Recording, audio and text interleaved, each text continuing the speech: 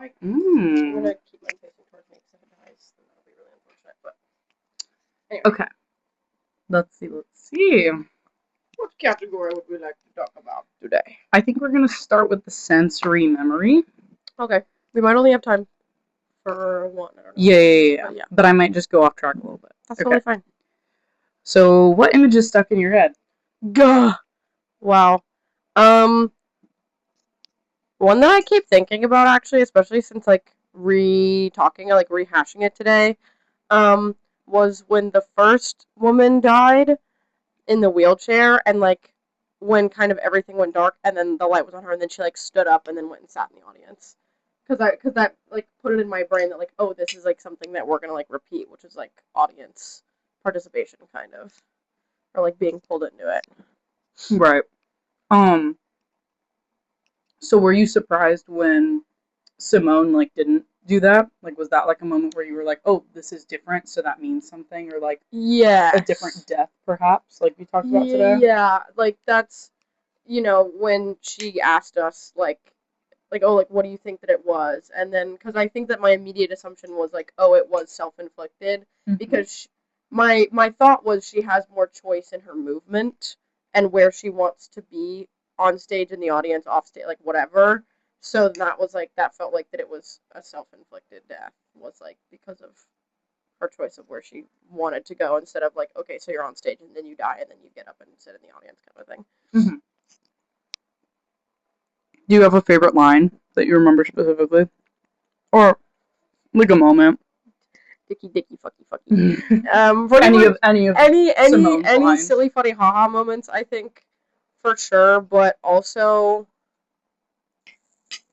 there was a couple moments between the main woman and her, like, mom, like, when they kind of started, like, rekindling and talking about stories and stuff at the end. That, like, that was really nice. Those kind of things, like, yeah.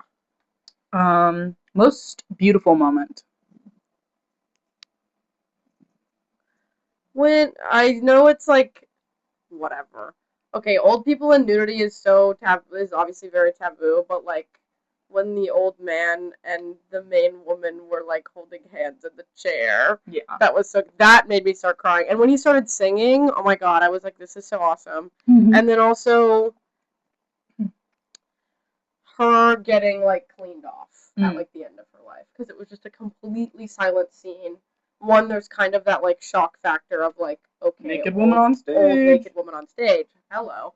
But also it was just, like, that's just such, like, a beautiful kind of moment, I think. And, like, this is, like, a part of what caretakers have to do, and what, how less you care about yourself and your perception of yourself when you're leaning towards the end of your life. Something you wish you would see again. Something I wish I could see again? Like, is there a moment where you were like, I want to watch this again for the very first time? Oh.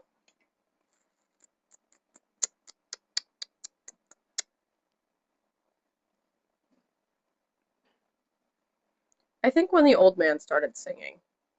Like when you could tell that, like, the old woman whom it was about, like, when she kind of started getting, like, settled in, to everybody, and, like, making friends, and that, like, moment of all them, like, singing together, and then the old guy started singing. Like, I wish I could go back to that, because I think that's when, like, the waterworks for me, like, started, where I was like, oh, this isn't just gonna be sad, it's also gonna be, like, sentimental. Like, ugh. I was gonna ask, what was the moment that, like, really hit the hardest for you? Well, also, Simone, actually, the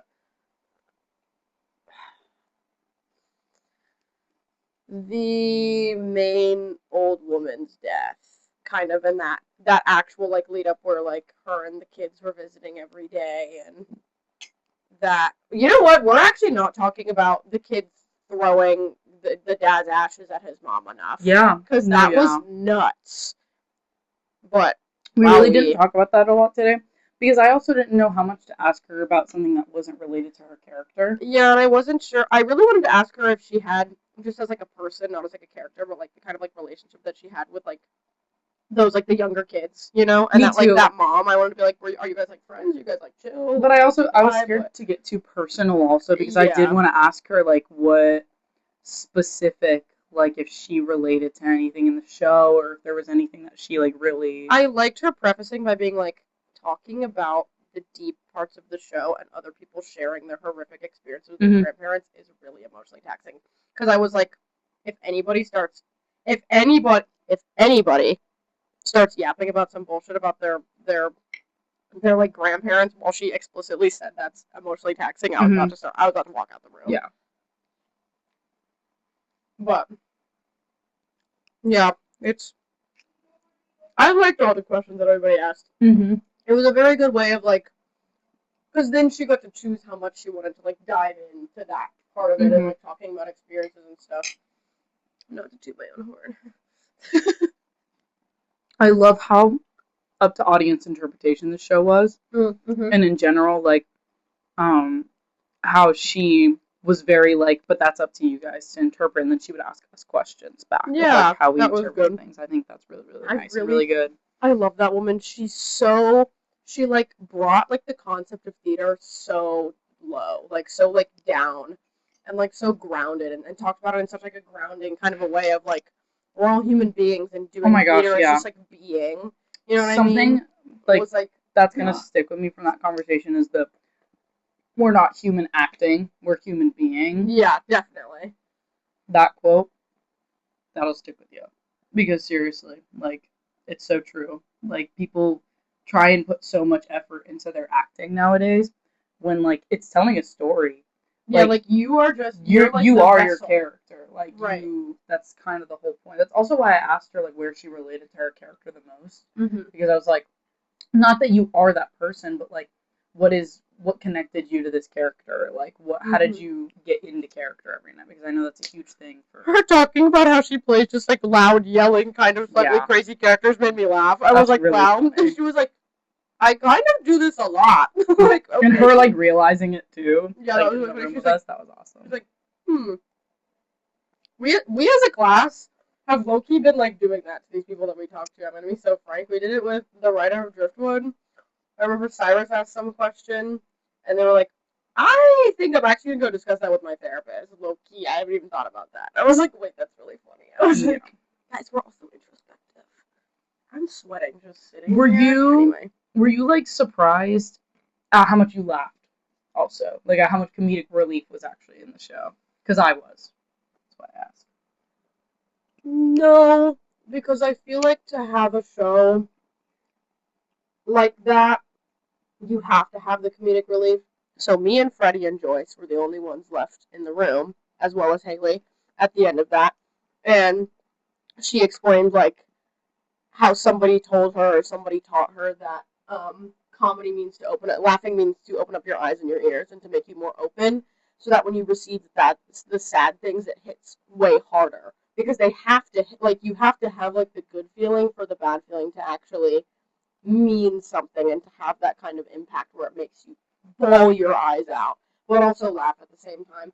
Because I also like you can't just have a show that's completely sad all the way through unless you're doing Les Mis and it's a musical because it's song, which takes you out of it and makes you a little bit more open to everything because it's song. But when you're doing a play, I think that you have to have a decent bit of comedy, especially having like the older brother be a lot of comedic relief of just him being a teenager and stuff. I think was really well done. I think seeing also the age difference in this show, like the generational differences between the grandparents. TikTok on full volume was such a good that was a really good bit in the show.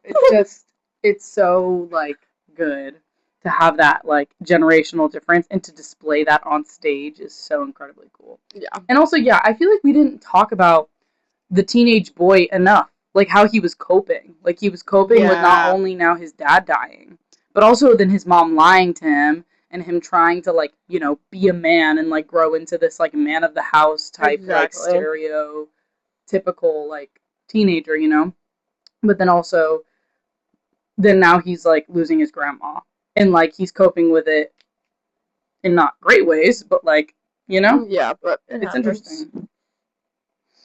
Yeah. Let's see. What else you got? What was the loudest reaction from the audience? When the old man started stripping. to be frank. But also, I think when the son started throwing the ashes at his mom, like I heard a lot of like, yeah, a lot because I was gagged. I sat there with my mouth agape for that whole rest of the scene. But yeah, I think because when the old man started stripping, there were two guys who both have shaved heads, all bleached, no tone, sitting there giggling to each other. Actually, they're both chopped. Anyway, this is completely unrelated, but they're both chopped, and you're laughing at an old man who's decided to like be completely vulnerable on stage. I think she said that he was very much an actor. He was one of the people that very much was an actor. So obviously he's like, I don't gaff. He's like, I don't care. Like it's not, like whatever. I'm doing this to tell the story, being a vessel for the story. And that's a thing that happens with old people that have dementia and have memory problems. Like they don't know where they're at. They don't care. You know what I mean? And he was just trying to be, he thought that the woman was his wife, and he was like, I just want to hold my wife again, and like skin to skin kind of thing. Yeah. So, but they were like, I saw them like giggling, like laughing, like hard, which like I kind of get it because that's like really shocking, and also you're obviously boys like in your early 20s, but get it together, man, get it together. Yeah, I think that they did a great job displaying the relationships of people in a nursing home. Like, I think that was probably one of my favorite parts of like the show is like you have like people that are like friends, but they're not really friends because they all have dementia and like they are all like like don't want to be in this place, but also like you have like people seeking friends. Like there are people that just want attention and want love, like Simone, and then also even the main lady. Like she is seeking this attention from this man that's now giving it to her. And I think that's so important. Like you don't just become like not human anymore when you enter a nursing home. So true. And I liked how humane that the caretakers were, because there's like some people when it's like when they're having like a shit day or they're tired, like they're gonna kind of project that on these old people and might make it not a good experience for them. But it was nice seeing like obviously these people like care about them and care about their jobs and the thing that they're doing. For sure. For sure. For sure. What you talking about, Willis? Anything else? No, I think that's it. Lee, we're coming to your class. We're pulling up.